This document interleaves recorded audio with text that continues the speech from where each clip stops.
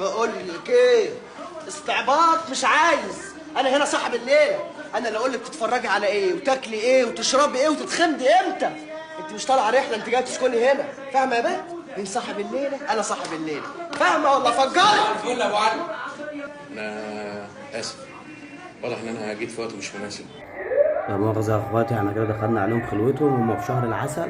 مش عارف انا في الاوضاع ده نعمل ايه والله. احنا يابا اللي جوزنا يا النسناس للقطة، وهنطلعه بأمر الله. احنا هنطلع عجين حيوان جديد بأمر الله.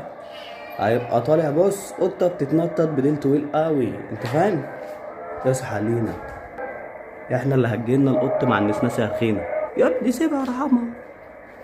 خلاص سيبها سيبها سيب. هجيب لك نسناسة والله. اخواتي اللي عنده نسانيس يكلمني، عشان بص مش هعتق حاجة هنا في البيت. ماشي يا حبيبي؟ خلاص يا حبيبي سيبها.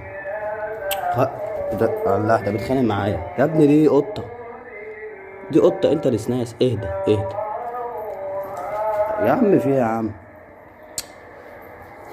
مش يسيب النسناس يمسك في انا اتخنقت منه. وانت نايمه له كده ليه؟ لو نوتيله يا بيت، لو نوتيله. انت مجنون يا ابني ولا ايه؟ لو نوتيله، لو نوتيله يا بيت. يا ابن الكلب، كلب يا ابن الكلب. وانت في ايه؟ خلاص خلاص خلاص.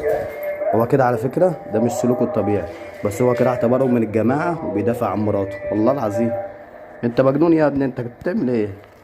خلينا في تعال يلا اتكل على الله. استغفر الله العظيم. مش كده لو طلعها هجيب محدش هيشتريه، فاهم؟ اتقل هجيب لك نسناس. اهدى خد اهدى. بصوا اوريكم سلوكه الطبيعي ان هو هادي اصلا.